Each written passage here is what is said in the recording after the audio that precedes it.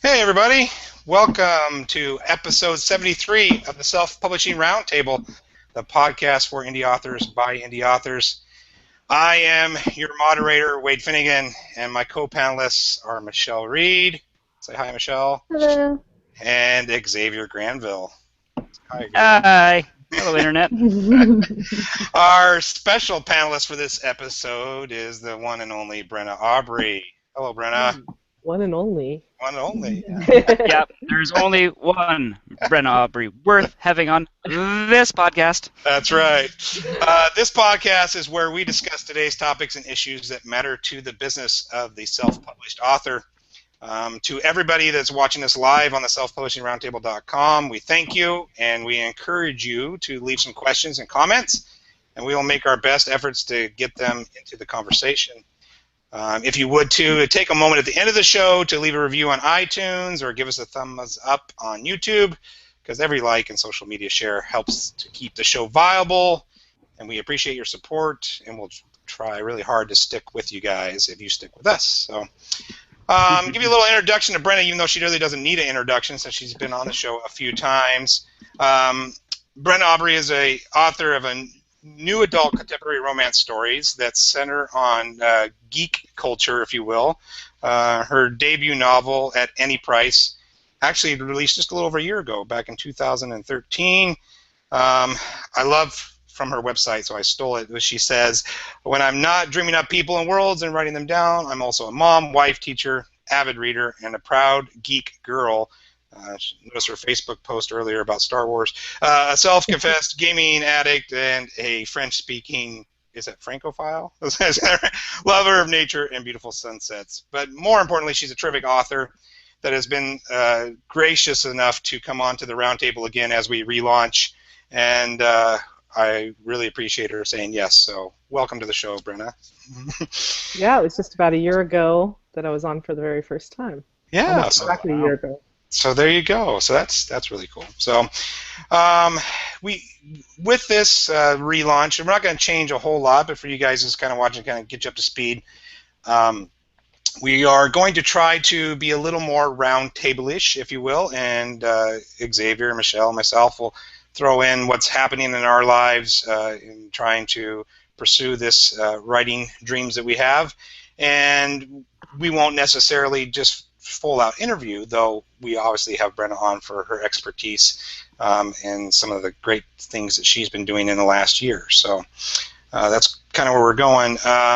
Xavier, I am going to just start with you a little bit, put you on the spot. I noticed that you, I know, I didn't tell you ahead of time, but I did notice that Dinosaur Noir had a little sale over the holidays, correct?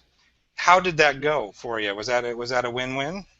Yeah, it was not too bad. Like as far as it goes, it's the only title that I have out right now. So as far as expectations go, on those free day sales that I had right there, I gave away a lot of books, and it was the amount that I expected. I probably would have hoped to give away a little bit more over the holidays, but at the same time, for a new coming author, and that's something that when you're entering the field, you really do have to have solid expectations. Do expect people to be picking up that free book, but don't expect people to be buying it up like hotcakes just because it's got a nice cover or stuff like that. Without that review basis, having at least 10 or 12 something reviews, you're not going to see much traction on one book, especially.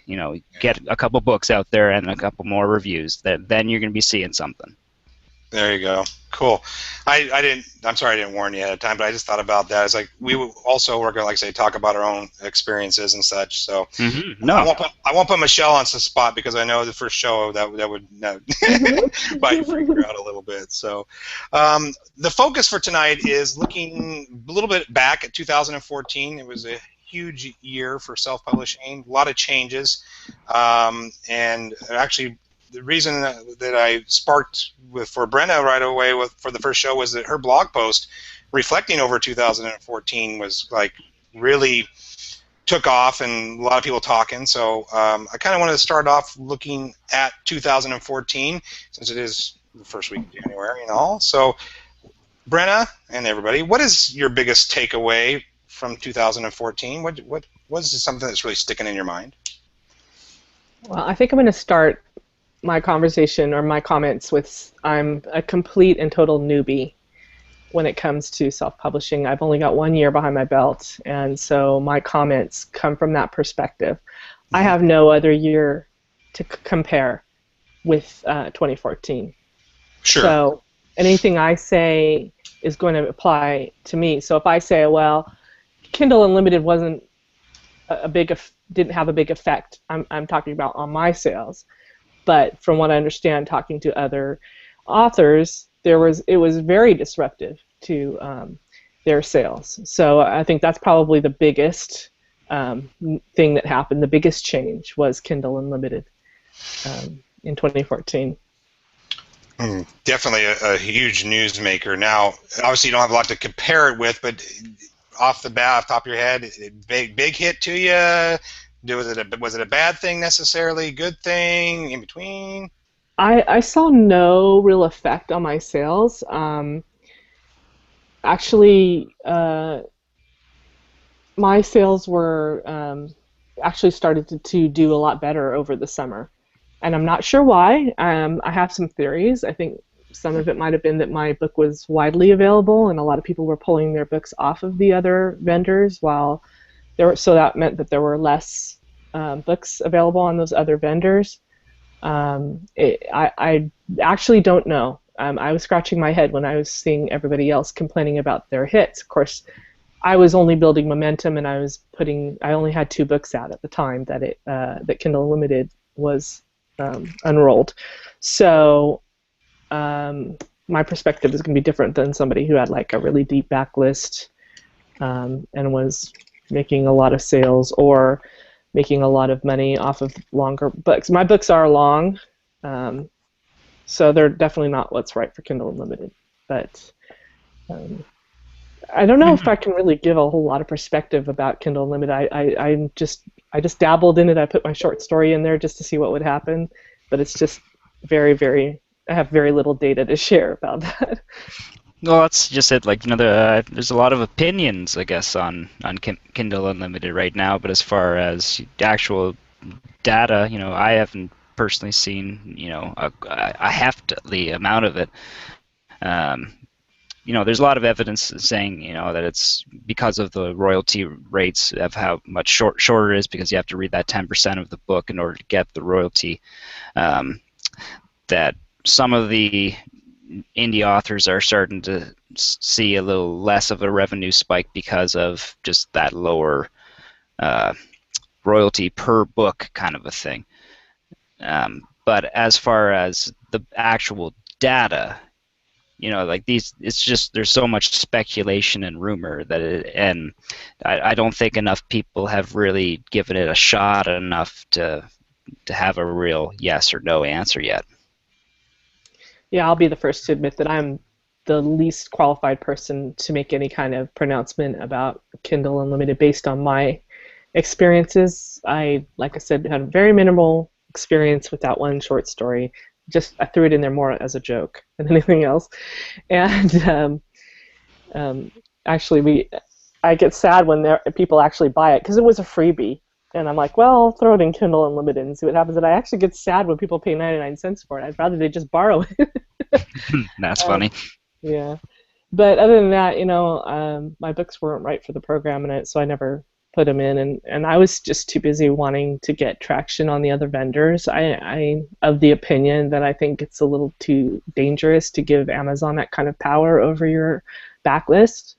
I'm a not putting all your eggs in one basket type of person. So that's probably the best advice for most people. I think if you read across the board, you don't want to trust on just one vendor because you never know. Even Amazon is a great place to be, but anything can happen, right? Any given time. So being widespread, I can't imagine like any major retailer selling out of just one spot, So yeah.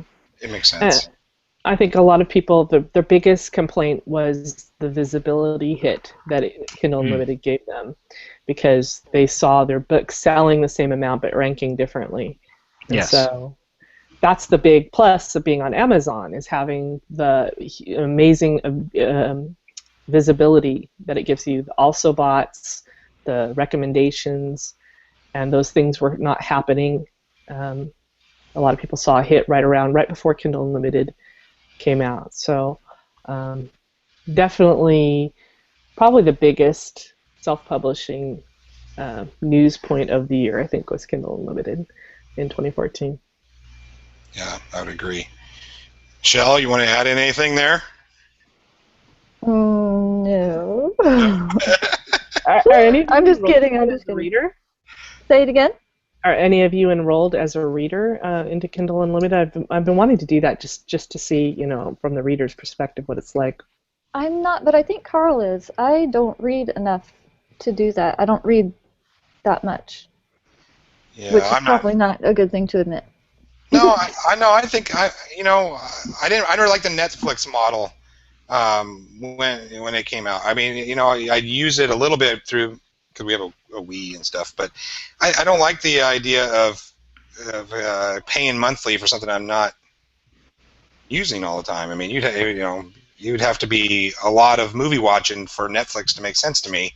I use Netflix and Hulu Plus and Amazon Prime, so that's good.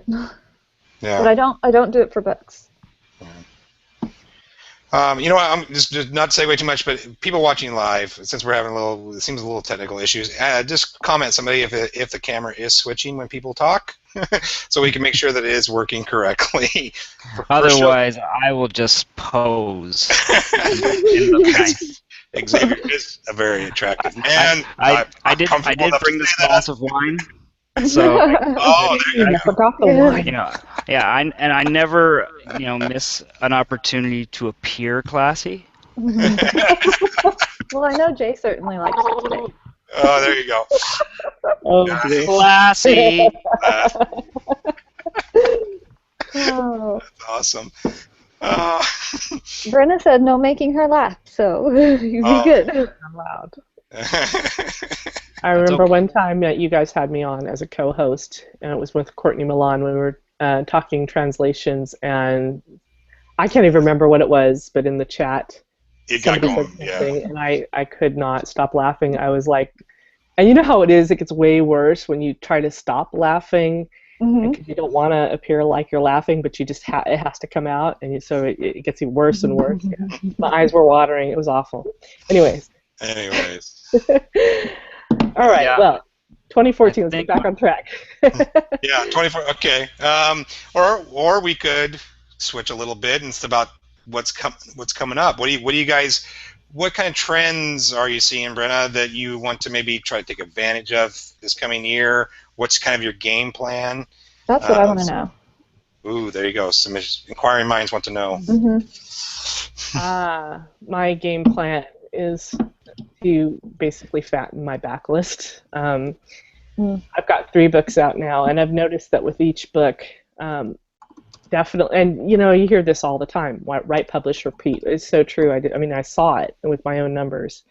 I had a really unusual launch of my first book, as we all know. And so when the second book came out, it did not quite perform as spectacularly as the first one did. And so the first month, while I had a very respectable launch, and many authors would have been, and I was too, very grateful for the sales that month. It was a little disappointing to see it kind of roll backwards from the first book. So my book didn't hit as high on the ranks. The sales weren't quite as impressive, and so I thought, oh crud, it was a little bit. I despaired a bit, and I was in the middle of writing book 3, and it was a little bit hard to get my head out of that game, and just step away from the computer and stop refreshing my sales numbers constantly. And so finally, over the summer, I just was able to went on family vacation, and when I came back, I just kept myself really focused on producing that 3rd book. And I noticed once I started once I announced the launch date for the third book, because I'm very, very careful not to give any dates or promises until I've got my developmental edit back, because I'm just really afraid that I'm going to get this, you need to rewrite 60% of the book, which is what happened with book 2. Long story, I don't want to go into it, but it was very stressful. So I hesitated. People were asking me, because I'd left the second book on a bit of a cliffhanger, quite a bit of a cliffhanger, and people were asking me, where's that third book? And of course, every time they asked me, my blood pressure would go up because I didn't know what to tell them. So I'd always put them off. Well, I'll have all the news on my newsletter. Sign up for the newsletter. So once I was able to announce, and I did the cover reveal, which is kind of a big thing with contemporary romance, I noticed the numbers, my sales really picked up beginning of the month of October. I launched book 3 at the end of October. When I announced about 3.5 weeks before, my sales really took off. And I think it was people who were hesitating to buy book 2 were finally saying, okay, I can read the second book now. Because a lot of romance readers do not like cliffhanger endings, and I was very clear to tell them there was a cliffhanger at the end. Mm-hmm. So once that month, October, hit, I sold almost 3 times as many books of book 2 than I did in its launch month, which led me to put in, when I did what I learned about the business blog post, where I say, I've seen so many authors freak out and get very, very stressed out, and we are temperamental artists. We're going to tend to do that. But it's like we're in this mentality where we think if the book doesn't launch strong, then all is lost, and we need to abandon the series, and it's all over, and I did that. I thought that for like a year, and then I was like, oh, I'll try something else besides pouting, which. Right. And I think I've seen so many authors do this, and I did it myself with the second book, and to the point where it was really tough. I knew I had to write that third book because I'd left the endings hanging so badly, but it was really tough to get over the disappointment of the second book's launch. And it just taught me that I think a lot of times we're in this frame of mind. I think because in traditional publishing, the first 30 days a book is launched are critical, and they try to aim. They do their release day every day. Traditional publishing launches their books on a Tuesday, so that it's the best chance to get on a list, USA Today or New York Times. I think that's a spillover from that mentality, that if a book doesn't launch well, it's not going to sell more down the line. So I definitely think that if you have a disappointing launch on a book, you need to persevere and go on with your plan and not be swayed by emotion, especially disappointment. Mm-hmm. It's difficult to produce when you're disappointed. Mm-hmm. But I honestly think that it's kind of like pushing a big truck or something. You have to get the momentum going first, right? When you push it from a standstill, it takes a whole lot of effort. And I'm sure, and a physicist could probably explain this better, mm-hmm. but I'm not a physicist. But as you push, it goes faster and faster. It becomes easier and easier to push it, and it seems like that's really the feeling I got from as I released the third book, and I saw how the sales really took off at that point. And the reason I say that 2015 for me is going to be the year where I try to deepen my backlist is because it seems like the more you have in a series, the more things you can do, the more marketing tricks. I don't want to say tricks because I think that sounds scammy, and I don't want it to be scammy, but the more marketing techniques you can use to it's more to offer. Like it's more that you can offer to your fans that want it in different ways, and you gotta respect the newcomer as much as you do respect the old time, the guy that's been with you from the get-go. So having a full box set of 3, 4 books or whatever, that's great for that first person that's just coming on and but that new release that you have at the higher price, that's for the person that will buy that day one and gets it for that, the 99-cent, lower offer on that day. They know when to get the books when it's new, and and for the other guys, you give them a deal. Yeah, definitely. There's lots you can do. You can have special launch prices. You can have a freebie loss leader, which is something I'm trying now. With At Any Price, it's free, and it has made a huge difference in my sales. So a lot of people are saying promo-free doesn't work anymore. It's working for me. Again, I will say I will make this comment with the caveat of I have nothing to compare this to, so I don't know if it's working any worse or better or the same as it used to. I just know that for me, it's working extremely well.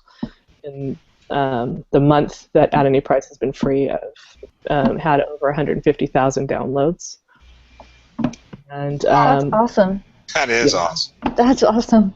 In October, I sold my 50,000th book. Good grief.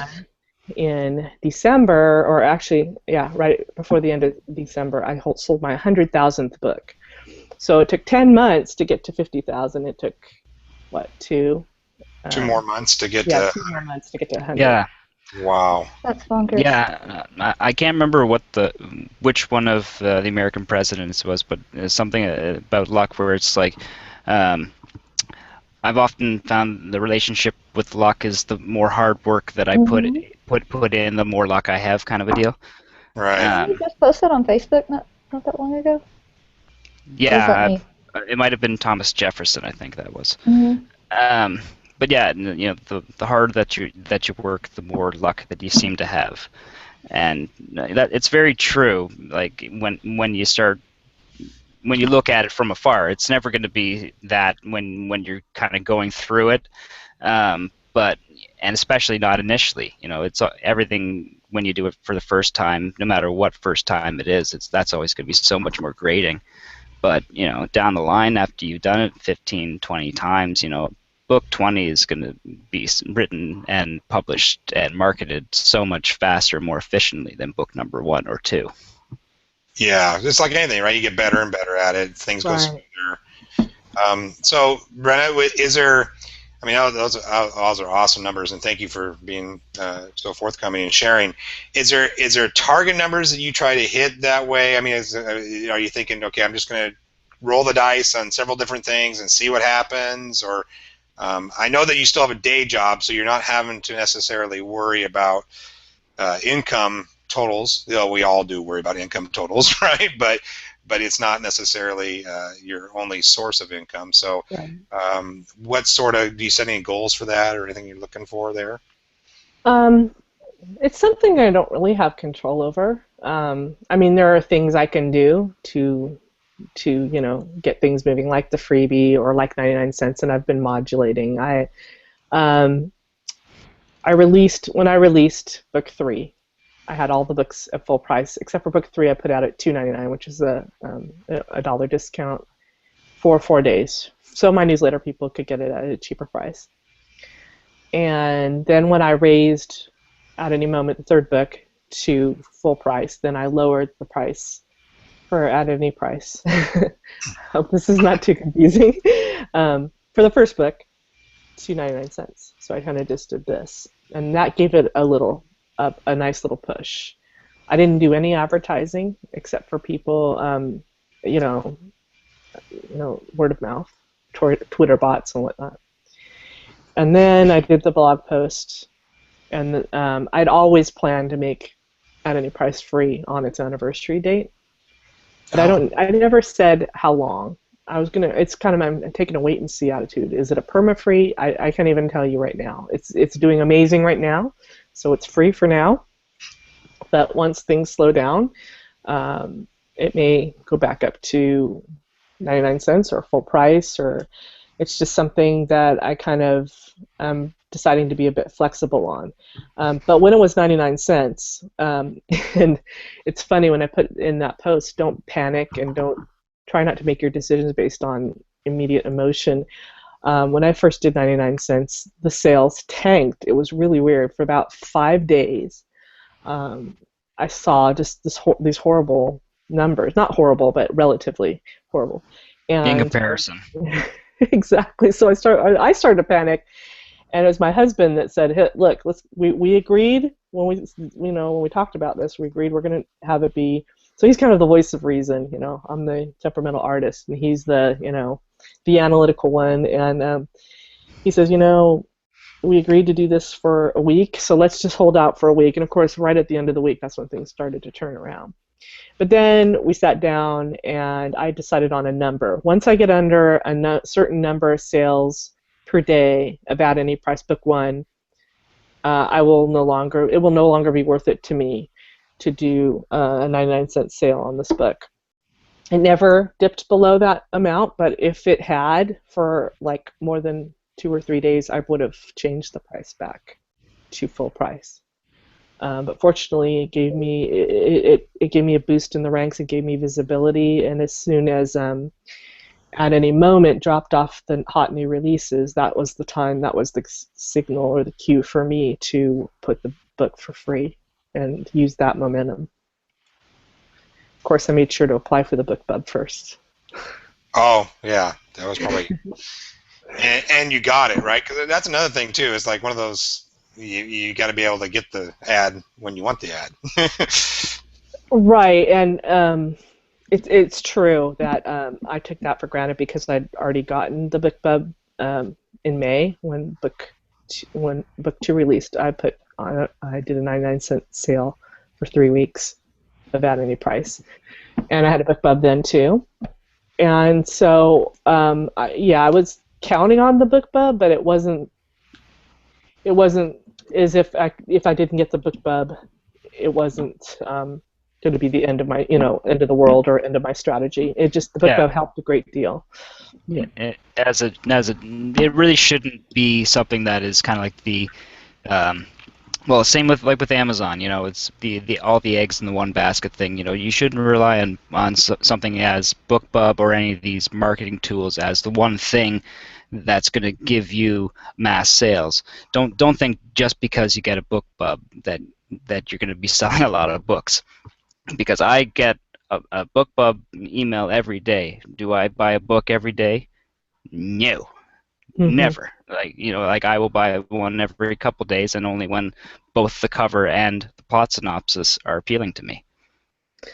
And I've come to the conclusion that many BookBub and freebie people are just reading it for the freebie and then moving on. And you really put your book at risk when you lower the price. You put your book at risk of getting lower reviews. Statistically, it's known that when your book is free or 99 cents, you're going to tend to get lower reviews. I kind of have to laugh. Some people are saying, what a ripoff, there's more than one book. I'm like, you got the book for free, how is it a ripoff? Yeah. Well, and isn't that funny, like just some of the strange reactions that you'll get out of simple things like that when you're just trying to do a little change. Right. So... you never know. Yeah. You're not going to please everybody, no matter what you do, right? Somebody's going to be unhappy.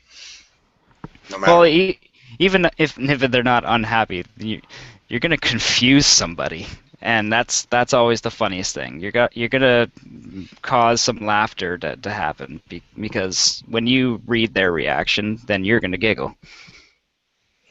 Yeah, true. So, Brenna, what's your production schedule going to be like then for the coming year? So, have you set goals there? Have you looked at? Right. Actually, the plan is I'm going to take a leave of absence from my day job in June. Yay. I'm committed till June. But once June hits, I'm going to take a leave of absence. And the plan is 2 more novels in the series and 2 novellas. The novellas are a surprise, and I'm not going to announce what they are, but they are also in the series. But I'm kind of holding them back for one of them is just almost purely promotional. It's going to probably go straight to free It's a prequel. That's all I'm going to say. Because I'm always subject. I think I've announced it other places. Don't say too much, obviously. Yeah. The other one's a complete surprise. It won't come out until the end of the year. Oh, but boy. 2 full-length novels in the same, and I'm working on one right now. I have a couple other things. I'm committed to a cross-promo anthology, which will be coming out soon. I have a box set of called Skip to the Good Parts. You guys featured it. Heidi Traithaway spearheaded that. Oh yeah, I saw that. Yeah, and she's put out. This is the 3rd one, so there's a scene from my book in that collection as well. That's so great. There's certain strategies I've done over the 2014. It's fun because I got to dabble in all these things. I was in 3 different box sets with At Any Price, and the interesting thing was most of the time that the book was in a box set, it was also on sale for $3.99. And yes. I was afraid, oh my gosh, this might cannibalize my sales, but it also have this chance to reach more readers. But I noticed that they're different. I'm sorry, go ahead. Yeah, no, I was just going to say, I think it's helpful when you keep the price. The problem with a lot of the 99 cents box set thing is that when it kind of devalues the product in the end. Whereas I think if you do keep the actual book by itself price at the actual price, there are those people that are going to cross-reference and find out what all of those individual books in that box set are worth. So what are they actually getting for what, like, for 99 cents? What's the actual value of what they're getting? So if they see a bunch of $4.99, $5.99 books that are all jam-packed into this one box set, of course they're going to buy it. It's a steal. Yeah, that is a really good point. And also, I think my theory is that there are different types of readers. There are some readers who will buy only box sets, or will only take a chance on new authors in a box set, something really low risk like that, because they can just skip right on to the next one if they don't like the book that they're reading. I hadn't thought of that, but there's I those low risk people. So I had a chance to have that opportunity. One of those opportunities came through the in September. iBooks did a big launch. It was really awesome the way they did it. It came along with the iBooks app launch and the new iOS. It all came out at the same time. And they had this box set, this huge box set promo. They reached out to some of their better selling authors. I was not one of them because my sales on iBooks up till that point where iBooks was about less than 10% of my total sales. But I was invited to participate by someone who had been, who iBooks had reached out to. So I was in this box set that got into this special promo. And that really helped my sales at iBooks. That's nice. Boosted up to maybe 15 to 20% of my market share. The freebie has boosted it up again. Now iBooks is about 40 to 45% of my market share right now. So that makes me very happy. Yeah, I bet. Now, how are you tracking all of those sales? Are you using some standard spreadsheet, or how are you doing that? Spreadsheet. And slave labor. My husband does it. Oh, great. So you use the multiple dashboards. It's not like you're using a kind of third-party system that I've heard people using where they're tracking their sales through something else. No, just log in every day. I did not hear the answer to that, but I'm in a box set of Mimi Strong's, and it's selling my second book and my first book every day now. And she said that there was some kind of, what did she call it? I can't remember. It was some kind of code I was supposed to put in the back so I could see where my sales were coming from. But I forgot to do it. So. Oh, it's like a tracking. Was there a QR code? No, I don't remember what it was. But she said she put hers in there. Do what? An IQ ID? Something like that, yes. Is it a smart URL? Probably. That didn't really add to the conversation, but yes, I was just saying. I didn't do that part. Mimi is a genius when it comes to She marketing, really is. by the way. So And smart. I'm really, really excited. I'm in a box set with her. We're doing an all new collection. She actually has these box sets she puts out of romantic comedies that they're all branded. The So I'm LOL gonna be ones. yeah, the LOL one. So I'm gonna be Mhm. in volume 3 of that. Cross promo opportunities are it's so amazing between the box sets of boxing your old book, your first in your series that's gonna hopefully launch people into your series, but also writing new material to attract readers because that combines the author's mailing lists. So if I Yes. have Oh. 5,000 on my mailing list and Mimi has 15,000, I'm making up these numbers by the way, and another author participating has 10,000, and we put that mail out. I have a brand new story out in this anthology. My 5 plus Mimi's 15 plus that other authors 10,000. That's They'll all spreading. see. Yeah, exactly. So all of these people who like these different authors are going to go out and buy the anthology for that one story. But that increases the number of sales That's so and the smart. visibility. Yeah, so it's a great opportunity, especially for new material because with the box sets with the old books, the people who are on your mailing list are there because they've already read that book. So mailing Mhm. list isn't going to be as powerful a tool in that case. I have a question. Yeah. Oh, you Go, go go first. ahead. Go. You, Yeah, go No, ahead. you've barely talked. I don't want to talk. Um, You're on the show now. dun, dun, dun. Okay, so how do you decide when I get 10 ideas a day of people messaging me like what I should be doing right now? How do you decide like I should be in this anthology or say no to this thing or just write another book this week? How do you decide what to do? That is an excellent question Hmm. Yay! because you got to learn how to say Now, no. now answer it. Right. I've had to say no to a few things that were really amazing opportunities. One box set that launched last summer, Red Hot Alphas, with a bunch of authors that I know. I saw that. They wrote new material for it, and that hit the USA Today bestseller list. I had to say no to it because I was, elbow deep in this trilogy, and I knew that readers were going to start burning me in effigy if I didn't get it out faster, or if I put something else out instead of that third book. I was really, really careful to not get anything out before the third book because I figured if I went on Facebook or whatever saying, "Oh, go get this story by me," they'd be like, well, "Why aren't you writing the third book? Where's the third book?" Yeah. I don't have It to was worry getting about to the that point. because I have all those readers yet. Well, and that's just it. Once you start developing that legion of fans, that it's so much more people you have to, consider. Right. And it's funny because I have traditionally published friends, and they're great, sweet people. But sometimes they think that we have it easier because we don't have a deadline from a publisher. But sometimes the reader pressure is harder to deal with and then there's no buffer because you can't say, well, my publisher has it, scheduled it for next spring or Me. whatever. It's you. It's all you, and Hmm. it can be Hmm. really. I never even thought about that. It's like, yeah, you're right. There's no middlemen to kind of pawn anything off on, right? So, Right? Oh, affiliate code. That's what it was. Oh, Sorry, okay. Susan just said it.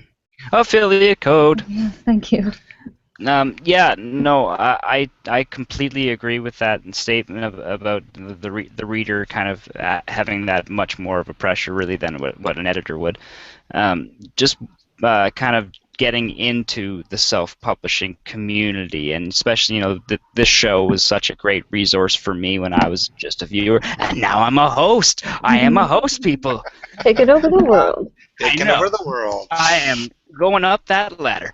But what I was going to say was, so when I first really started writing a lot, and kind of talking with more writers on here, the one kind of silly concept that the Dinosaur Noir, a book about a dinosaur detective, ended up being the first book that I published because of all of these writers and readers just telling me when are you working on that one, and I'd be posting mock covers of new kind of epic fantasy things, or steampunk, and I'm like, I got all these things I'm in the works, but how's that dinosaur thing coming along?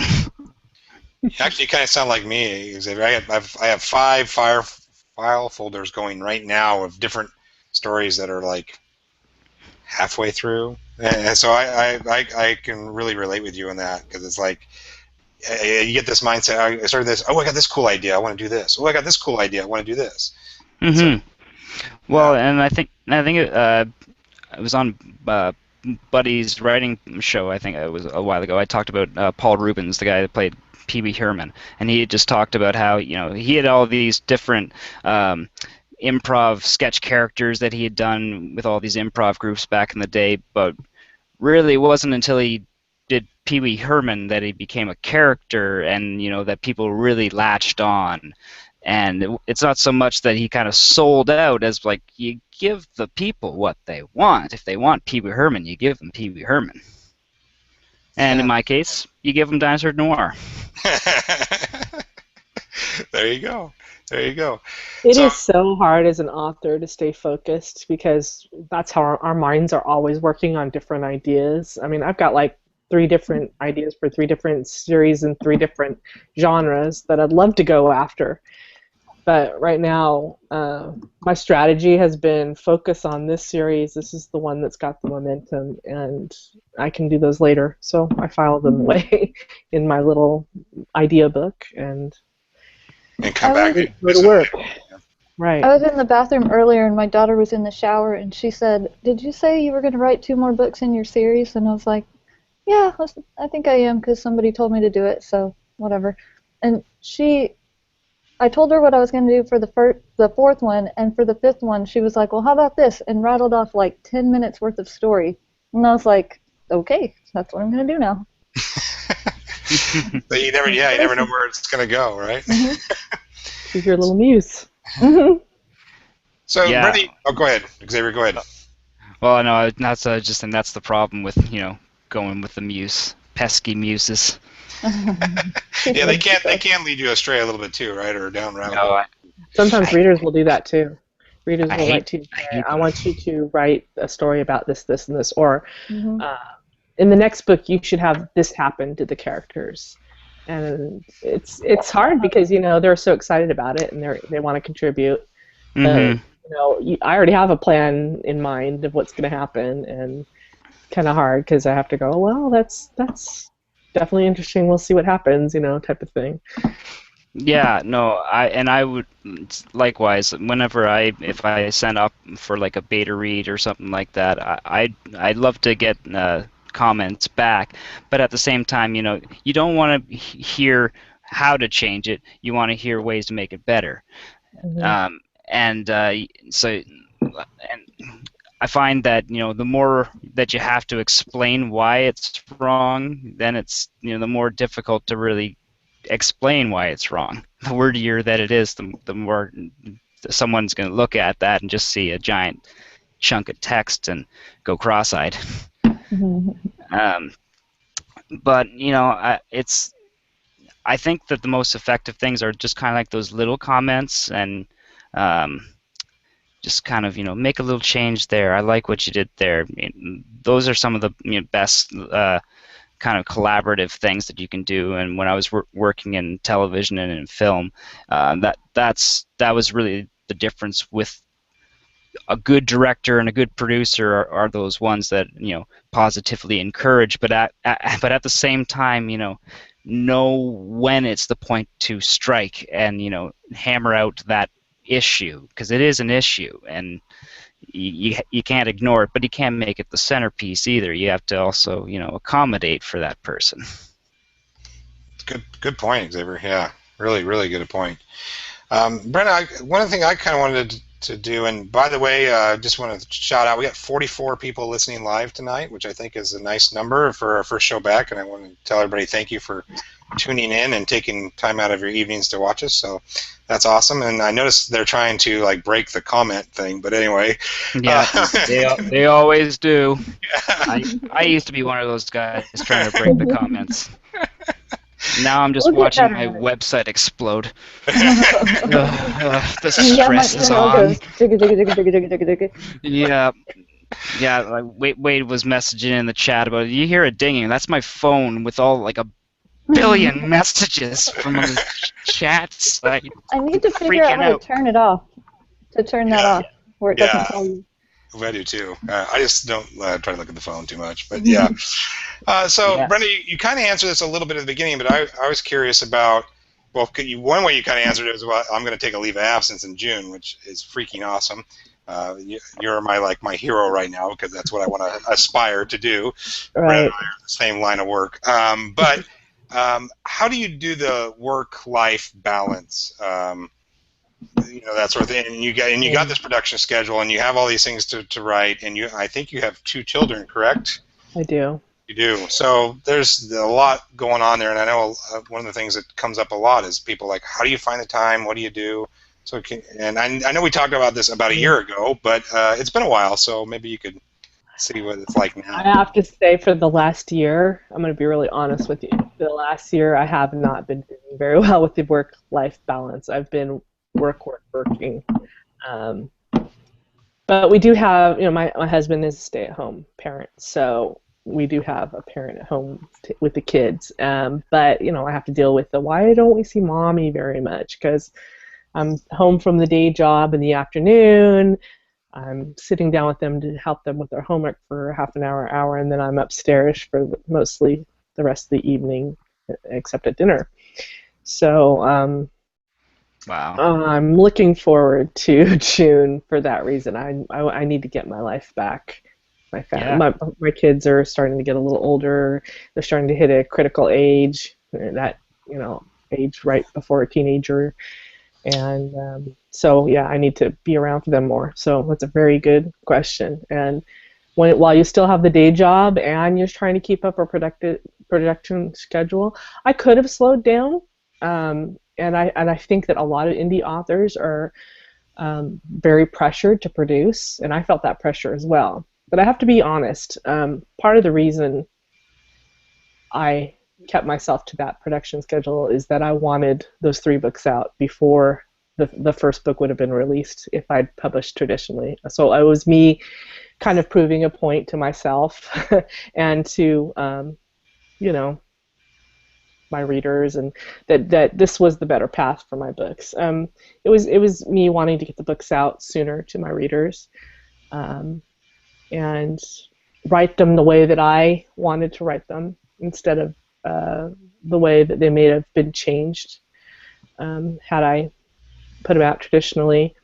And the schedule would have been stretched through 2015, and I didn't want that. So I pushed hard this year. And until June hits, it's going to be another tight half a year. But my kids and my family are really supportive, so that's a big plus. Yeah, that's awesome.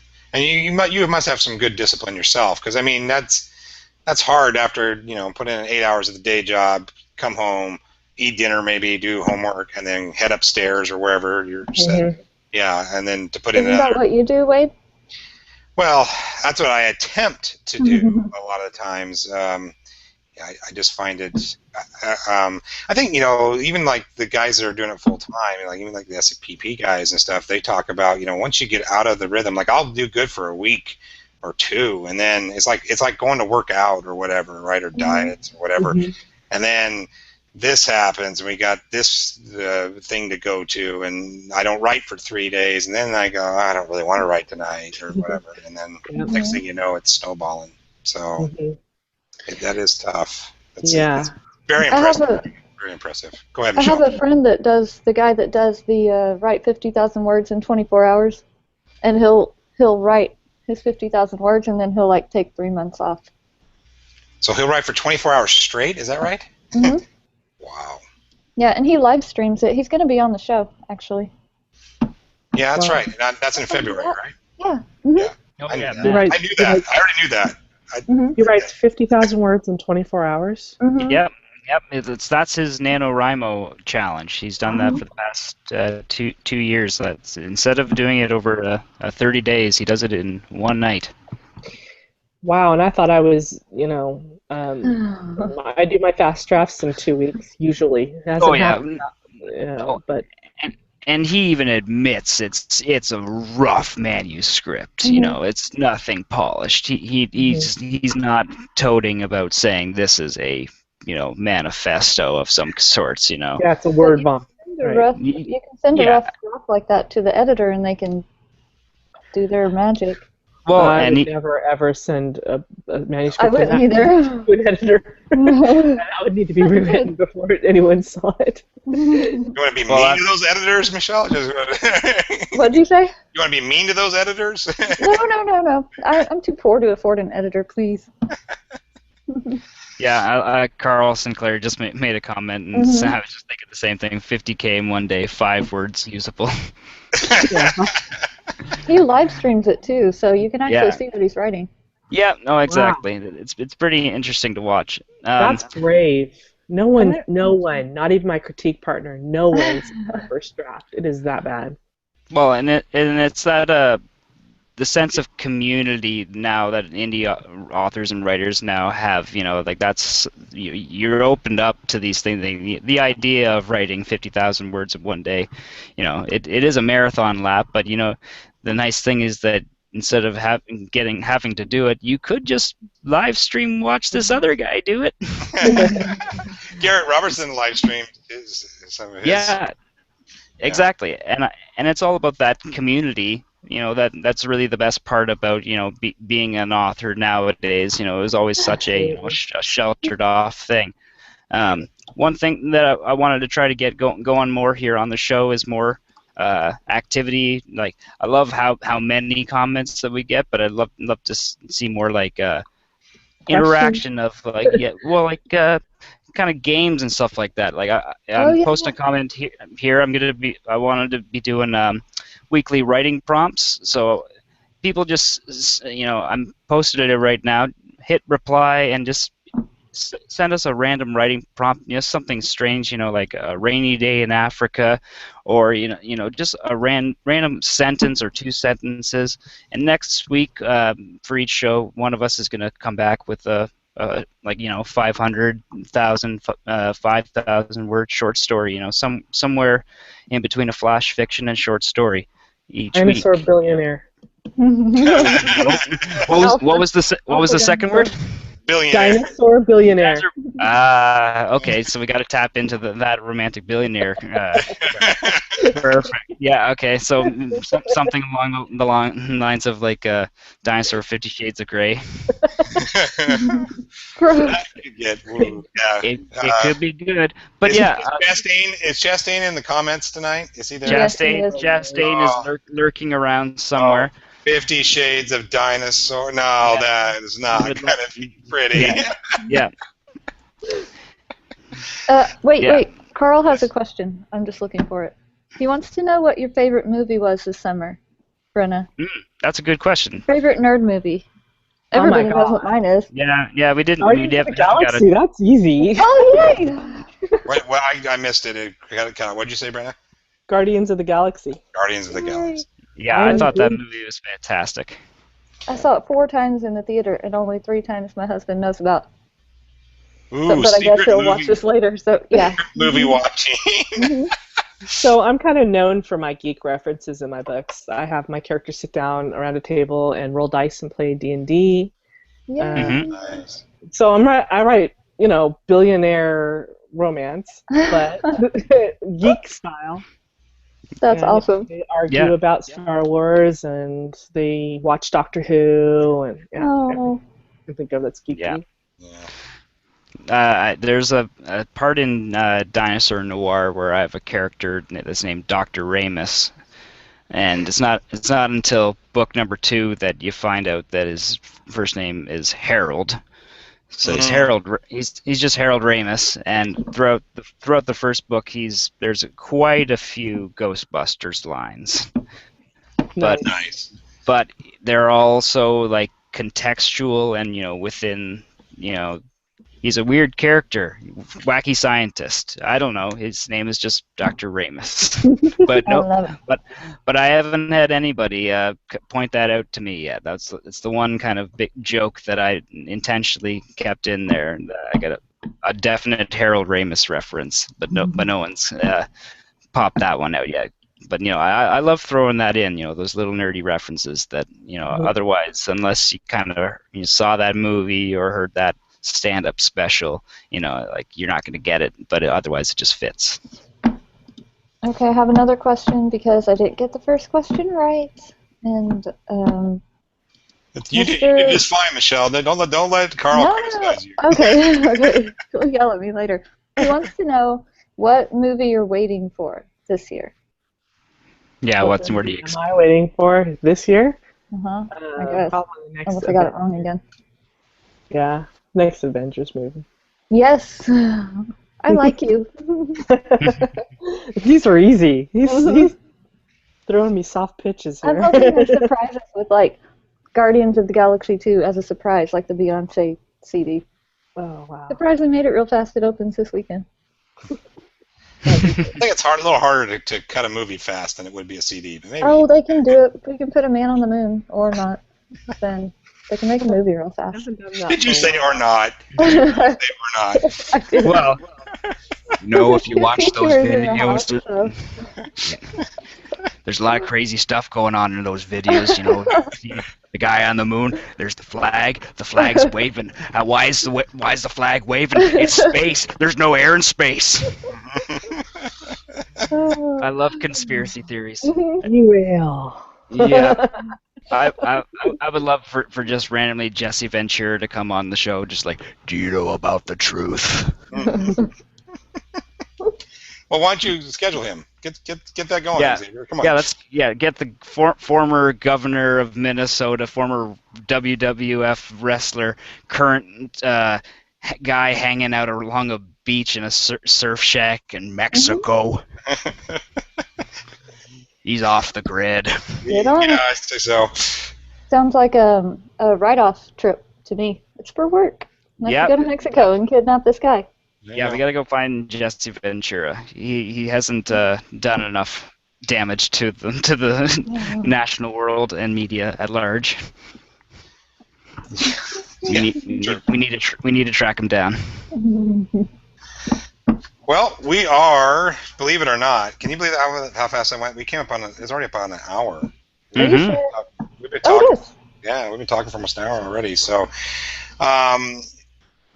maybe final kind of wrap up question, sort of, and we'll throw it out to everybody. So, looking back, looking ahead, whatever. What is it that you feel like is you're most excited about, or something that happened, or what? Just kind of as we kick off the new year and we start thinking about our writing careers and stuff. What does everybody just?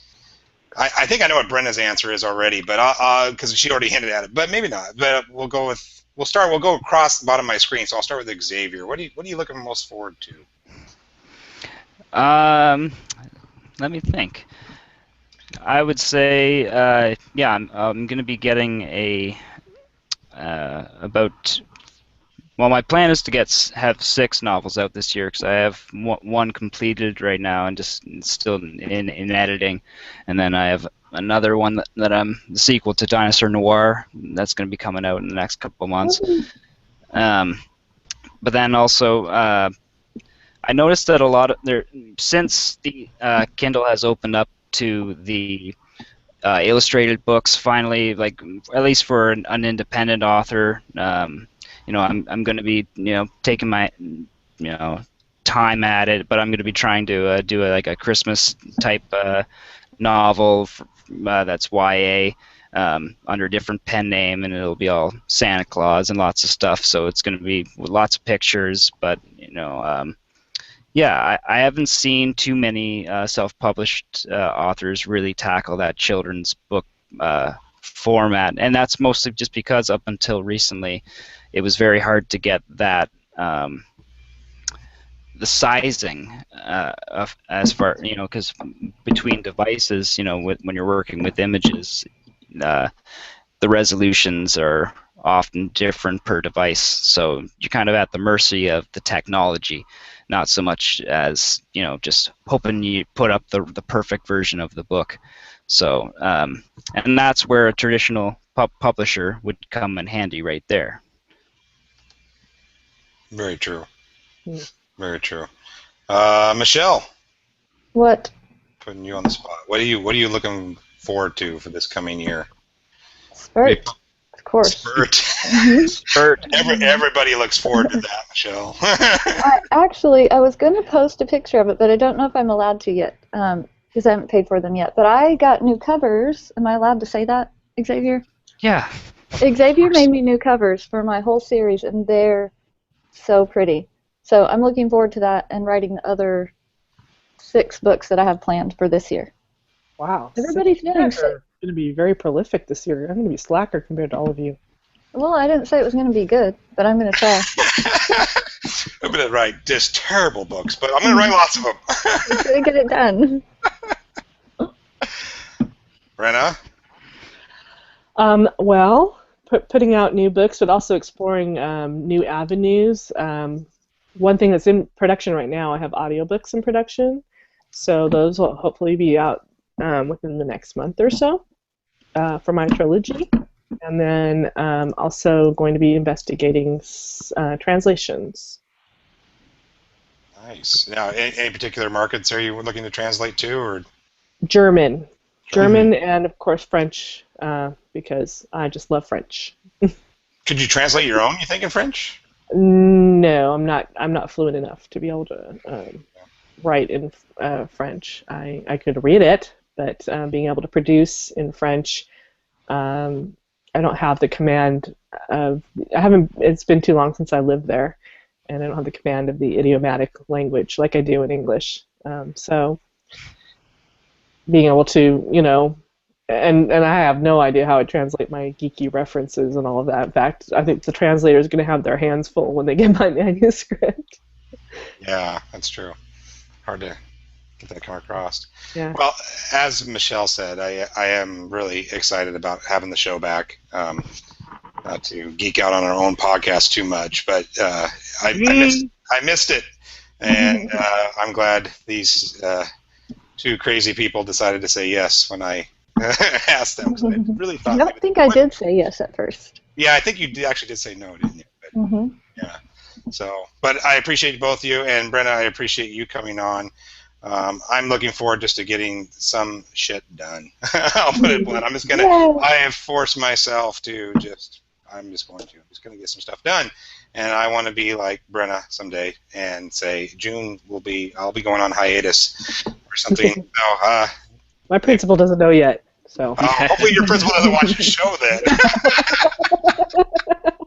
This could be bad. She gets that little bit of news next month. Okay, so. Oh, girl. Well, at least you've made that commitment. I mean, it's January and you've already made that commitment, Brenna. That's awesome. So. Yeah. What do we have? Am I supposed to ask this now? What we have going on next week? Oh, well, I was just going to get to that as soon as Brenna answered my question there. Oh, so, yes, sorry. Yeah, that's okay. Yeah, it wasn't easy. It wasn't easy, but we sat down and talked about household finances, and we figured out once it was costing more to work the day job than it was to stay home and use that time to produce more books, then it was probably time to quit. So it's awesome. Reached that moment. I was actually thinking it was going to take another year, but apparently not. Maybe we'll have you on again in July or August and see. Well, of course, I'm at a beach somewhere sipping. Yeah. Yeah, cause that's one thing. We're so used to having summers, right, where we kind of go, oh, we're not working now, but you're gonna have to probably even work harder this next summer. So. Right. Yeah, I'm gonna be working through the summer now. So yeah, that's definitely. I'm sure nobody would actually feel sorry for but that's okay. Michelle, now I was going to prompt you.